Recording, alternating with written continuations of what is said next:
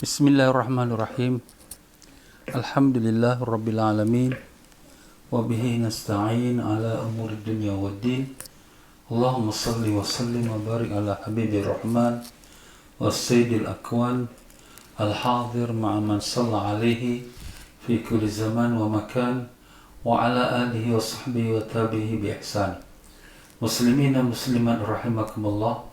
Assalamualaikum warahmatullahi wabarakatuh. Alhamdulillah, syukur pada Allah Ta'ala yang telah pertemukan kita pada malam ini, yaitu Khamis malam Jumaat di Masjid Al-Istighfar, Pasir Ris, Singapura.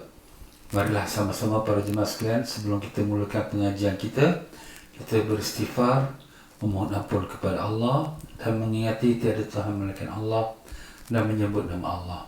Khusyukkan hati kita pada Allah, lupakan segala ingatan dunia kita, tutup mata zahir kita dan buka mata hati kita. Astaghfirullahalazim, astaghfirullahalazim, astaghfirullahalazim. Bismillahirrahmanirrahim. Ila hadratin Nabi Sayyidina Muhammadin sallallahu alaihi wasallam wa alil athhar ashabil ajma'in wa ila hadratis sultan awliya wassalihin Sayyid Syekh Abdul Qadir Jailani qaddasa sirrul aziz wa amadana Allah bi imdadi wa anasana bi harakati wa nafa'ana bi barakati wa ila hadrati ahli silsilati tariqatul qadiriyah wa khususan Syekh Al-Murshid Rabitana as-sinab fi fudin Sayyid Abdul Qadir Masuruddin Qadir Jalil Baghdadi syadillah wa lahumul fatiha. A'udzu billahi minasy syaithanir rajim. Bismillahirrahmanirrahim. Alhamdulillah rabbil alamin. Ar-rahmanir rahim. Maliki yaumiddin. Iyyaka na'budu wa iyyaka nasta'in. Ihdinas siratal mustaqim. Siratal ladzina an'amta 'alaihim ghairil maghdubi 'alaihim waladdallin. Bismillahirrahmanirrahim. Alhamdulillah rabbil alamin. Allahumma salli wa sallim wa barik ala sayyidina Muhammad wa ala alihi wa sahbihi wa sallim. Allahumma aftah alaina wa ala dhurriyyatina futuha al-arifin. Allahumma 'allimna ma yanfa'una wa anfa'na bima 'allamtana wa zidna 'ilma. Allahumma ya mu'allima Ibrahim 'allimna, ya mufahhima Sulaiman fahimna. Subhanaka la 'ilma lana illa ma 'allamtana innaka antal 'alimul hakim.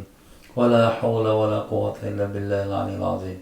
إلهنا أنت مقصودنا ورضاك مطلوبنا أعطنا محبتك ومعرفتك وصلى الله على سيدنا محمد وعلى آله وصحبه وسلم.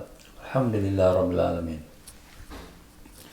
Ya muslimina muslimah rahimakumullah, selamat bertemu sekali lagi kita dalam pengajian kita Al-Hikam, yang dimana kita mengikuti pengajian ini di Masjid Al-Istighfar, Pasir Ris, Singapura. Ya, para jemaah yang ada memiliki kitab Al-Hikam ini, bolehlah dia buka di muka surat yang 76 pada kalam hikmah yang ke-55. Mereka yang ada kitab yang baru, mungkin sebelum muka surat 55. Ya, para jemaah sekalian, apa khabar semua? Ya, mudah-mudahan semuanya dipanjangkan umur dan sihat walafiat, ditanamkan iman dan taqwa, dibukakan pintu ma'rifat, dimatikan dalam iman dan Islam dalam husnul khatimah, dan ditemukan kita dengan Rasulullah sallallahu alaihi wasallam, mendapat barakah dan syafaat baginda. Allahumma amin ya rabbal alamin.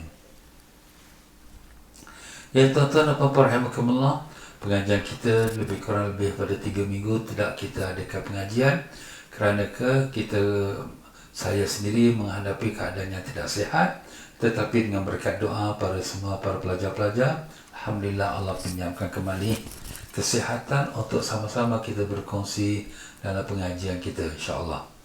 Ya para jemaah sekalian, dalam pelajaran kita Hikam, kita sampai di muka surat 76 dalam membicarakan tentang amal-amal ibadah kita. Jadi pada pelajaran kita terakhir, kita sedang membicarakan tentang memilih kawan. Memilih kawan itu merupakan satu perkara yang penting kerana kawan ini ada mempengaruhi kita. Jadi kalau kita dapat kawan yang tak baik, maka kita melihat dia itu, kita boleh terikut dengan dia. Dan kalau kita buat kesalahan, kalau kita buat kesalahan, dia tidak akan tegur kita. Dan kadang-kadang kita melihat perbuatan dia itu, kita rasa kita lebih baik, dengan kita rasa aku tak ada apa, dia lagi teruk lagi, Jadi kita rasakan kita punya kejahatan kita tidak ada apa-apa banyaknya masalah. Inilah antara kesan-kesan negatif apabila kita berkawan dengan kawan yang tidak soleh. Jadi kita disuruh kawan dengan orang yang soleh, orang yang lebih baik daripada kita. Jadi kalau kita lihat dia, kita rasa kekurangan dia kita. Kita rasa kita yang amalan banyak yang ketinggalan dan perlu kita perbaiki dan kita tingkatkan. Inilah kerana kesan kita daripada kita berkawan dengan orang yang baik. Sebab itulah dalam hadis Nabi SAW mengatakan, ataupun dalam satu riwayat, Al-mar'u ala dini khalili falyanzur man yukhalil. Seseorang itu ialah atas agama temannya, maka lihatlah siapa yang dia berteman. Itulah dia tuan-tuan ya. Ya, pada malam ini kita menyambung dalam bacaan kita di mana Al-Imam bin Athaillah Iskandari, semoga Allah Ta'ala tinggikan darjatnya dan melimpahkan rahmat pada rohnya, dan juga Allah Ta'ala limpahkan keberkahan ilmunya kepada kita, dan juga kepada Ustaz Salim Bahrasi, penterjemah kitab hikam ini. Semoga Allah tinggikan darjatnya dan melimpahkan rahmat pada rohnya, dan diberikan kebaikan ilmu mereka itu kepada kita dengan berkat syafaat Nabi Sallallahu Alaihi Wasallam. Marilah kita hadiahkan kepada kedua guru kita. Al-Fatihah. A'udzubillahi minasyaitonir rajim. Bismillahirrahmanirrahim. Alhamdulillah Rabbil Alamin Ar-Rahmanir Rahim Maliki Yawmiddin. Iyyaka na'budu wa iyyaka nasta'in ihdinas siratal mustaqim siratal ladzina an'amta 'alaihim ghairil maghdubi 'alaihim waladdallin. Amin. Berkata Imam bin Athaillah Iskandari rahimahullah ta'ala, ma qalla 'amalun baraza min qalbin zahidin wala kathura amalun baraza min qalbin raghibin. Jadi di sini dalam arti kata kita beramal, jadi kadang-kadang kita nak melihat amalan kita itu, kita setelah kita terpengaruh dengan kawan-kawan kita yang kita telah sebutkan tadi, jadi kadang-kadang kita mengukur ibadat itu pada zahir. Sebenarnya zahir itu perlu, tapi yang lebih perlu ialah hati kita. Sebab segala ibadat zahir dia terletak atas ukuran hati. Itulah yang jadi tempat penilikan Allah Ta'ala. Jadi kata Al-Imam bin Athaillah, tidak dapat dianggap kecil. Jangan kamu anggap kecil, jangan kamu anggap sedikit amal perbuatan yang dilakukan dengan ikhlas. Jadi di sini dalam bahasa Arabnya, maqalla amalun, tidaklah dianggap sedikit amalan itu, baraza min qalbin zahid, yang lahir, amal tu yang lahir daripada hati orang yang zahid. Zahid tu makna zuhud. Jadi zahid orangnya, zuhud perbuatannya. Jadi apa makna zuhud di sini? Orang yang zahid, orang zahid itu mana? Orang yang tidak cinta kepada dunia. Jadi maksudnya ni, orang yang beramal ini dia tidak ada kerana keduniaan, bukan kerana nak dapat pujian orang atau nak mendapat sesuatu kelebihan dunia ataupun sesuatu kita katakan matlamat yang selain daripada keridaan Allah Ta'ala. Jadi maknanya ikhlas. Itulah tujuannya pun. Jadi tuan pengarang kita atau tuan penterjemah kita terus dia terjemahkan kepada hatinya ikhlas. Jadi dalam bahasa Arabnya hati orang yang zahid, zuhud. Tapi maksud pada zuhud tu yang tak ada tujuan yang lain melainkan hanya tujuannya kerana Allah Ta'ala. Jadi orang yang beramal ni, yang pentingnya bukan banyak atau sikit, tapi yang pentingnya ialah amalan dia ikhlas kerana Allah Ta'ala. Sebab tu Allah SWT bila menjadikan kita hidup dan mati ini, dalam firman Allah, allazi khalaqal mauta wal hayata liyabluwakum ayyukum ahsanu amala.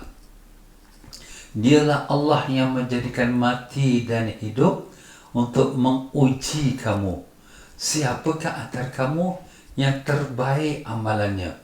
Jadi bukan Allah Ta'ala nak melihat yang terbanyak, tapi yang terbaik.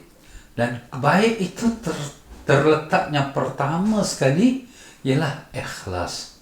Sebab apabila amalan itu tak ada ikhlasnya, maka dia tak dipandang oleh Allah Ta'ala walau berapa banyak sekalipun. Jadi di sini pentingnya keikhlasan. Sebab itulah di sini ya, kita jangan terasa dia tu amal tak macam aku lah, dia amalan sikit aja. Kita tak boleh cakap macam tu, kerana kita tak tahu, mungkin dia hanya lebih baik dari kita kerana keikhlasan yang ada dalam hati dia. Jadi itulah dia jadi ukuran Allah Ta'ala. Sebab itu Nabi kita sallallahu alaihi wasallam pernah mengatakan bahawa sedekah seseorang kamu sebesar gunung Uhud tak akan sama seperti sedekahnya sahabat-sahabat aku walaupun sebesar setengah biji kurma. Sahabat sedekah setengah, bukan setengah satu biji kurma tu dia sedekah, dia punya pahala lebih besar di sisi Allah daripada kita yang bersedekah sebesar gunung Uhud. Kenapa Ustaz kita sedekah banyak, dia pula lebih pada kita yang sebesar biji kurma? Jawapannya lah, kerana keikhlasan. Alhamdulillah para sahabat ini keikhlasannya itu memang tak dapat dipersoalkan lagi. Ini kenapa? Kerana hati mereka itu bersih. Bagaimana tidak, mereka itu sendiri sudah melihat akan Nabi kita sallallahu alaihi wasallam. Cahaya nur Nabi sallallahu alaihi wasallam tu memancar sampai masuk ke dalam hati rohani mereka. Sebab itulah hati mereka itu suci, bersih. Sebab itulah bila kita sebut nama sahabat, kita sebutkan dengan gelarannya radhiyallahu an, semoga Allah meridai mereka. Itulah dia tuan-tuan para sahabat Nabi kita sallallahu alaihi wasallam. Jadi Nabi sallallahu alaihi wasallam berikan gambaran, jangan kamu nampak kecilnya sedekah sahabat aku dengan hanya separuh biji kurma. Bahkan separuh biji kurma itu sedekah mereka lebih besar daripada sedekah kamu yang sebesar gunung Uhud. Itulah dia tuan-tuan dan puan-puan. Itu baru rangkapan pertama. Rangkapan yang kedua dan sambungannya terus lagi. Dan tidak dapat dianggap banyak amal yang dilakukan oleh seseorang yang tidak ikhlas. Jadi amal banyak tapi tak ikhlas, tak boleh dianggap banyak. Ini kalau ikut dalam bahasa Arabnya, la kathura amalun, dan tidaklah dianggap banyak sesuatu amal, baraza min qalbin, yang lahir daripada hati raghibin. Raghibin tu yang tamak, raghibin tu yang ada keinginan, raghibin tu yang ada tujuan. Apa pula tu? Dia ada selain daripada kerana Allah, ada setujuan-tujuan keduniaan. Itulah dia. Untuk dah dapatkan nama, dapatkan kedudukan, umpama untuk bisnes dia, dia ni baguslah, dia ada warak lah, kedai dia ni boleh dipercayai, dia ni Pak Haji lah. Jadi nampak. Jadi oleh kerana untuk sesuatu yang lain dia buat, walaupun ada nawaitu itu kerana Allah Ta'ala, lillahi ta'ala, tapi ada sambung juga kerana sesuatu. Kerana sesuatu tu dia tak sebut lah, tapi itu tersemat dalam hati dia. Itu tidak ada siapa yang tahu, mereka yang tahu hanya Allah Ta'ala. Kita pun kadang-kadang kita rasa kita dah ikhlas. Ustaz, saya buat ni kerana Allah Ta'ala. Tak tahu lagi. Yang tahu kita ikhlas atau tidak hanya Allah Ta'ala. Apalagi kalau memang ada tujuan yang lain. Tujuannya supaya orang melihat dia baik, supaya orang puji dia. Tujuannya supaya orang melihat dia orang alim, supaya orang sanjung dia. Tujuannya supaya orang tengok dia tu orang yang boleh dipercayai, orang lantik dia menjadi ketua. Jadi apabila dia beramal sesuatu amalan banyak, umpama dia nak bersedekah, ramai orang bersedekah. Umpama dia nak buat bantuan, ramai orang nak buat bantuan. Jadi di sini orang pun tengok, bagus dia.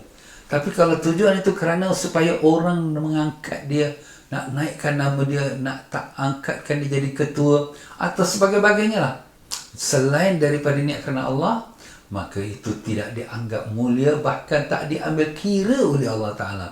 Jangan kamu anggap tu satu perkara yang banyak kerana dia tak ada apa nilai. Sebab itulah di sini pentingnya amal tu kerana Allah, ikhlas kerana Allah. Kadang-kadang memang kita pun rasa kita ni buat kerana Allah, Memang kita tak ada tujuan yang lain, Ustaz. Saya buat ni memang betul-betul kerana Allah SWT. Ya, bukan untuk dapat nama ataupun kedudukan ataupun pujian. Tetapi itu pada sangkaan kita. Kadang-kadang memang susah nak cakap bab ikhlas ni. Sebab kalau kita nak kata kita ikhlas pun kita tak boleh nak kata. Sebagaimana pernah Nabi kita sallallahu alaihi wasallam pernah ditanya oleh seorang sahabat, "Ya Rasulullah, apa tu ikhlas?" Nabi sallallahu alaihi wasallam jawab, "Nanti aku tanyalah kepada Jibril." "Ya Jibril, apa tu ikhlas?" Jibril kata, "Nantilah aku tanya kepada Allah Ta'ala." "Ya Allah, apa tu ikhlas?" Maka Allah Ta'ala kata kepada Jibril, "Beritahu pada Nabi Muhammad sallallahu alaihi wasallam, ikhlas tu sirrun min asrari, satu rahsia daripada rahsia aku.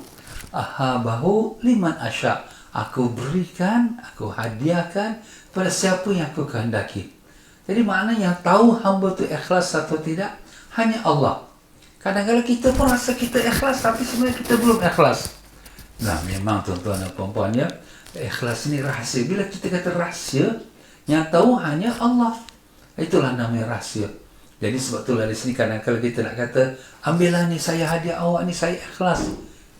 Awak mengaku ikhlas tu sudah menunjuk. Menunjuk itu sudah riak. Habis Ustaz nak cakap macam mana Ustaz, saya ni buat kerana Allah Ta'ala.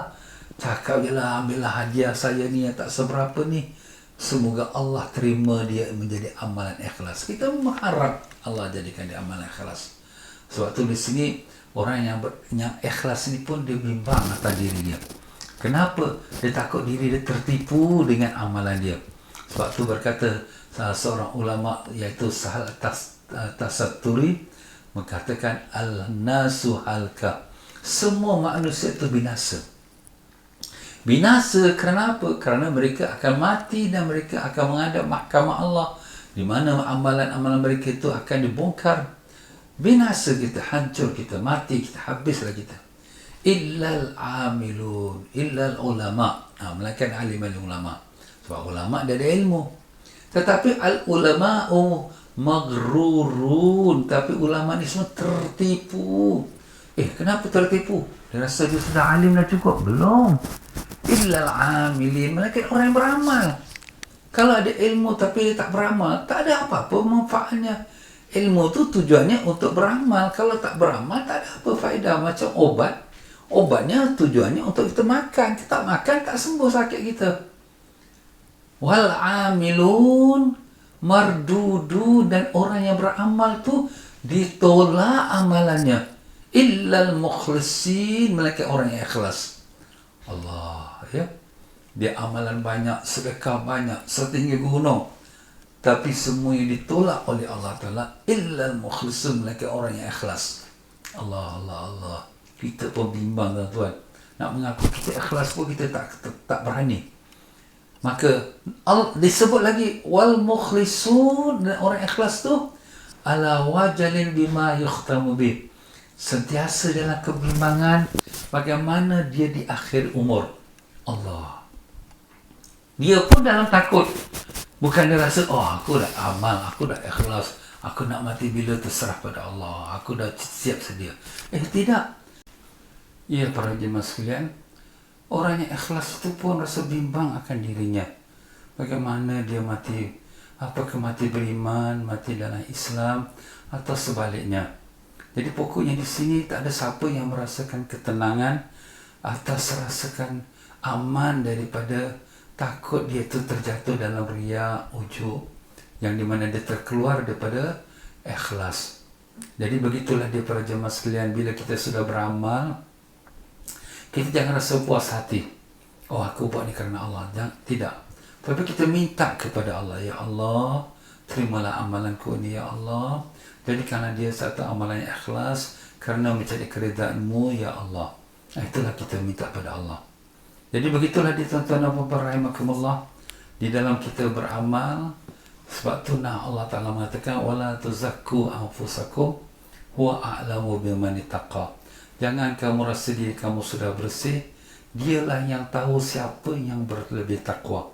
Jadi yang tahu kita ikhlas atau tidak hanya Allah Ta'ala. Jadi sebab itulah kata Imam bin Athaillah, jangan kamu pandang amalan itu sedikit atau kecil, Kalau itu merupakan amalan orang yang ikhlas. Manakala jangan kamu tertipu dengan amalan kamu yang banyak, kalau amalan itu tidak disertakan dengan ikhlas. Jadi kalau kita tahu amalan kita ikhlas, itu sudah sedikit kita mengetahui rahsia Allah. Tapi kita tak tahu. Jadi apa yang kita letakkan harapan? Harapan sentiasa mengharapkan pengkabulan dari Allah, dan rasa bimbang amalan kita itu kalau tercampur dengan riya, ujub sebagainya. Jadi selalu kita bermohon, ya Allah, terimalah amalanku ini sebagai amalan yang ikhlas. Bukan kita buat pengakuan, ini saya ikhlas. Tidak. Yang menyambung kita dengan kata-kata daripada penterjemah kita, Sayyidina Ali bin Abi Thalib radhiyallahu berkata, tumpahkan semua hasrat keinginanmu kepada usaha untuk diterimanya amal perbuatanmu. Sebab tidak dapat dianggap kecil sedikit amal perbuatan yang diterima oleh Allah. Jadi apa yang kita buat, kita mengharapkan Allah Ta'ala terima amalan kita. Kalau Allah Ta'ala terima sedekah kita 1 sen, itu lebih baik daripada $1,000 yang sedekah yang tak diterima oleh Allah.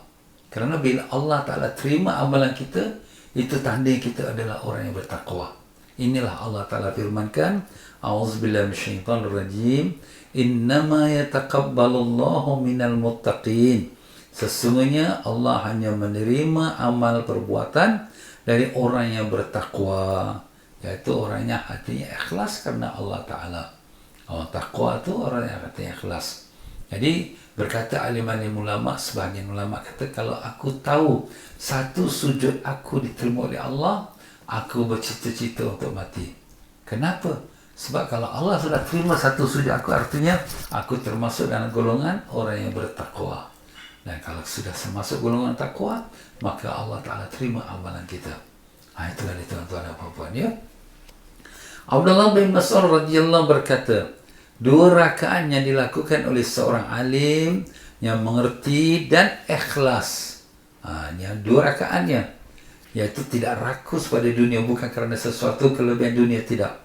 Lebih baik dari ibadat orang-orang ahli ibadat sepanjang zaman. Dalam buku kita sebut sepanjang malam, tapi dalam buku lain kita sepanjang zaman. Maknanya orang alim yang tahu hukum, mana tahu hukum lah, yang ikhlas. 2 rakaat dia lebih bernilai, lebih berharga daripada ibadat orang yang jahil, yang artinya tu ada unsur keduniaan. Jadi makna di sini, ibadat dia sepanjang zaman, 30 tahun, 40 tahun. Sebagai contoh, Iblis, na'udzubillah, berapa lama dia ibadat? Lebih pada 70,000 tahun. Tapi semua ibadat dia hancur sekali, Allah Ta'ala tolak. Karena dia ada sebab sombong, sebab takabur. Aku lebih baik. Dia rasa dia lebih baik daripada malaikat-malaikat. Dia rasa dia lebih baik daripada Nabi Adam AS. Allah buang semua ibadat dia, walaupun sebanyak 70,000 tahun. Itulah dia tuan-tuan dan puan-puan, kita ni 1000 tahun pun tak ada, 100 tahun pun tak ada. Jadi kita hati-hati, jangan tertipu dengan ibadat kita sendiri. Bukan tertipu dengan dunia, dengan ibadat kita jangan kita tertipu. Abu Sulaiman Ad-Darani bertanya kepada Ma'ruf Al-Karki. Ma'ruf Karki ini seorang ulama wali Allah. Mengapakah orang-orang itu kuat taat sampai sedemikian rupa banyaknya? Jadi, iaitu Abu Sulaiman ni dia heran lah. Nampak ada orang tu ibadatnya Masya Allah, ya, rajin, tekun ibadat. Jadi ditanya pada Syekh Ma'ruf ni, macam mana orang-orang ya, dia boleh buat ibadat tekun, rajin? Jawabnya, kerana mereka telah membersihkan hati mereka daripada cinta kepada dunia. Jadi maknanya hati dia tak ada kerana dunia. Ibadat dia tu bukan kerana nak dapat nama, pangkat, kedudukan, pujian, tidak sama sekali. Ibadat dia kerana Allah. Andai kata masih ada sedikit cinta dunia, tidak akan diterima dari mereka amal perbuatan itu. Itu dia. Jadi kalau ada niat dia tu, na'udzubillah, walaupun setitik niat dia tu kerana dapatkan nama, kerana kedudukan, dapat pujian orang, maka amalan dia itu tak ada diterima oleh Allah. Jadi kalau amalan itu tak diterima oleh Allah, orang yang beramal ni rasa malas. Antara tandanya amalan itu diterima atau tidak, antara tanda ialah bila dia beramal, dia rajin, tambah lagi. Tetapi antara tanda orang yang maaf kata amalan tak diterima oleh Allah, dia bila beramal dia merasa malas. Makin lama makin sikit dan lama tinggal. Kenapa? Sebab ibaratnya kalau orang yang berniaga, kalau berniaga dia tu maju, dia rajin pergi ke bisnes kedai dia. Kenapa? Sebab ada customer datang, ada klien, ada orang tanya. Dia rajin. Sebab bisnes maju. Tapi kalau bisnes tak maju, sudahlah, apa nak pergi kedai kosong ni, tak ada orang. Kalau selalu buka kedai pukul 10, ini buka kedai pukul 11, pukul 12. Kalau selalu balik pukul 5, ini balik pukul 3, pukul 2. Tak ada orang. Itulah sama juga macam kita ibadat. Jadi ibadat kita tu bersih, hati kita lillahi ta'ala, diterima oleh Allah, kita istiqamah, kita rajin, kita buat, tambah baik lagi. Tapi kalau ibadat kita tu sekali buat, sekali tak buat, kadang buat, kadang tak buat, kemudian tinggalkan dia, itu tandanya na'udzubillah, ibadat kita tu tak diterima. Jadi itu sebagai petanda. Tapi kita mintalah kepada Allah, ya, supaya mudah-mudahan ya Allah, terimalah ibadat kami ini, maafkanlah apa-apa kekurangan dalam diri kami, daripada segala riak, wujud semuanya kami sedar atau tak sedar, ya Allah, ampunkanlah kami ya Rahman, hingga berkat Nabi Rasulullah SAW. Amin ya Rabbal Alamin. Seorang salih mengeluh kepada Abu Abdullah Al-Qurashi bahawa dia telah berbuat berbagai amal kebaikan, tapi belum dapat merasakan kelazatan amal kebaikan itu dalam hatinya. Jawab Abu Abdullah Al-Qurashi, kerana engkau masih memelihara putri iblis, iaitu kesenangan dunia. Dan lazimnya ayah itu selalu berziarah kepada putrinya. Jadi begitulah dia. Makna di sini ada seorang mengadulah kepada seorang wali Allah, ulama besar Abu Abdullah Al-Qurashi. Saya ni beramal ni dah lama, dah 10 tahun, dah 20 tahun, tapi tak dapat rasa kemanisannya. Jadi katanya Abu Abdullah ni, jawapannya kerana kamu punya ibadat tu dalam hati kamu masih lagi ada kita di sini sebutnya putri iblis. Putri iblis makna cinta pada dunia. Jadi bila ada cinta pada dunia, itu dinamakan putri, anak perempuan iblis. Nama gelaran lah. Jadi cinta pada dunia ni diibaratkan seperti putri anak iblis. Jadi iblis selalulah datang ziarah anak dia. Maksudnya hati selalu didatangi syaitan. Maknanya hati yang penuh cinta dengan dunia akan selalu didatangi oleh syaitan. Bila didatangi oleh syaitan, tak dapatlah rasakan kemanisan dalam ibadat kita itu. Jadi begitulah dia tuan-tuan dan puan-puan. Maksudnya ada keduniaan dalam hati kita, ibadat hati kita tu belum penuh ikhlas lagi. Masih ada niatnya untuk supaya dapat nama, dapat kedudukan, dapat rezeki, dapat kita kebaikan hajat kita.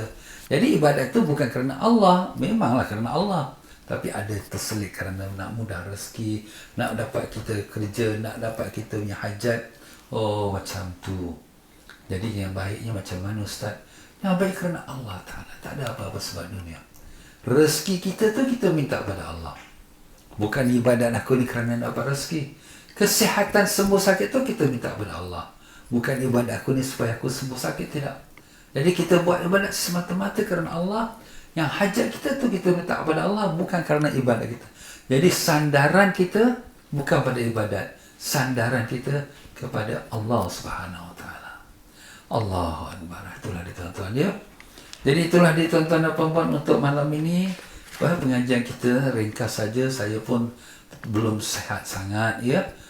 Doakanlah mudah-mudahan sepenuhnya sihat insya-Allah. Dan kita berhenti pada kalam hikmah yang ke-56. Maaf sajalah tuan-tuan ya, adalah penyampaian saya apa-apa kekurangan, maka itu daripada kelemahan saya sendiri ya. Mana yang baik itu semua dari Allah. Ya tuan-tuan, pengajian kita malam ini merupakan daripada pengajian dari yang disalurkan oleh Masjid Al-Istighfar Pasir Ris. Ya tuan-tuan dan puan-puan, berdermalah kepada pihak masjid dengan nombor akaun yang ada di depan skrin kita ini. Marilah selama kita akhiri kita baca istighfar. Astaghfirullahalazim. Astaghfirullahalazim, astaghfirullahalazim. Subhanakallahumma bihamdika asyhadu an la ilaha illa anta astaghfiruka wa atubu ilaik. Wabila taufiq wal hidayah. Assalamualaikum warahmatullahi wabarakatuh.